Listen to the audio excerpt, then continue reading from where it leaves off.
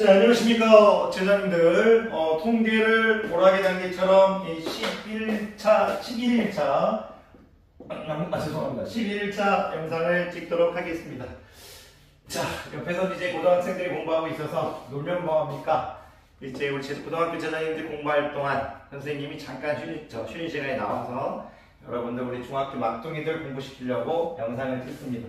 11일차까지가 한 개의 묶음, 이제 1세트였다면 11일차부터 2세트가 시작됩니다. 2세트가 몇 단계에서 끝날지는 모르겠지만 어쨌든 총 3세트로 이제 과정을 만들 겁니다.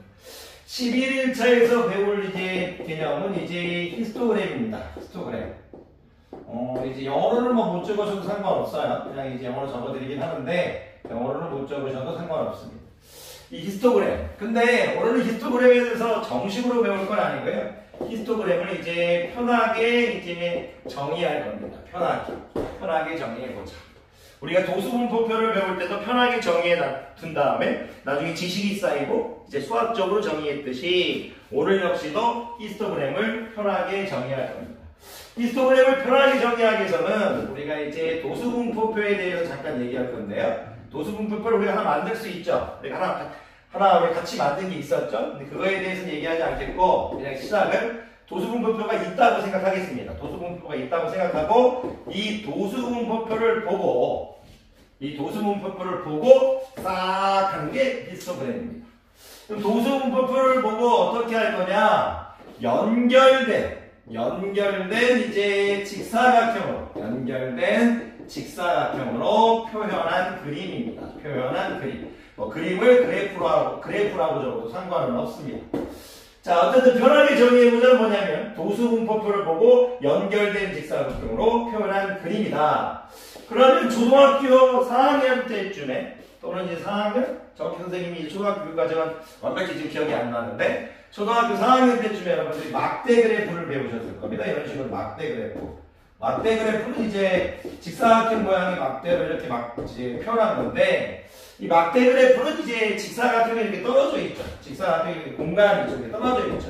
근데 중학교 때는 이제 연결된 직사각형으로 표현하겠다 이겁니다. 여러분들이 이 도수분포표를 보고 이 표를 연결된 직사각형, 이런 식으로 연결된 직사각형으로 표현하겠다. 그게 바로 히스토그램입니다.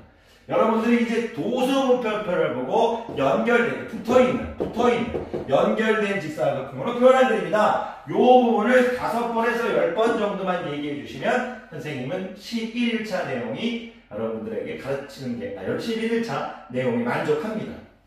잠깐만 조금 더 얘기해 드리면 이 히스토그램의 어떤 이 단어의 탄생, 이 용어의 탄생은 여러 가지 얘기들이 있는데 뭐 확실하진 않지만 제 개인적 소견으로는 히스토리에 대한 어떤 히스토리와 이제 그램의 이제 합성어가 아닐까, 그램이 합쳐진 말이 아닐까 그런 생각도 좀 해봅니다.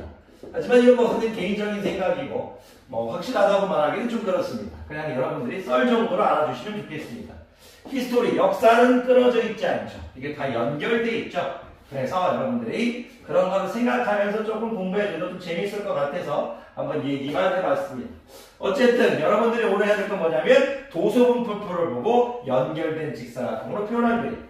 조금만 더 설명한다면 초등학교 때 그랬던 막대 그래프는 요 세로의 중심을 둡니다.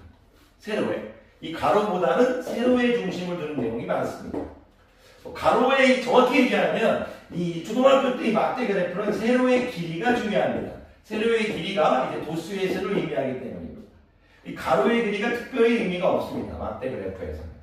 그냥 이 막대가 어떤 거에 도수다 해가지고 이 막대에 대한 이름, 예를 들어 운동 시간으로 가지고 뭐 줄넘기, 뭐 스케이트, 뭐 이런 식으로 해가지고 뭐 축구 이런 식으로 해가지고 나는 줄넘기를 이제 몇 시간 했다, 4시간 했다, 뭐 6시간 했다, 7시간 했다, 뭐 8시간 했다 이런 걸 있을 수 있지만 뭐 운동 종목에 대한 얘기는 있지만 이 길이에 대해서는 이제 초등학교 때 이제 중요시 여기지 않습니다. 그런데 이제 우리가 나중에 배울 히스토그램에서는 이 세로의 길이와 가로의 길이, 이 세로의 길이와 가로의 길이, 그리고 가로에 대한 여러 가지 얘기들을 할 수 있습니다.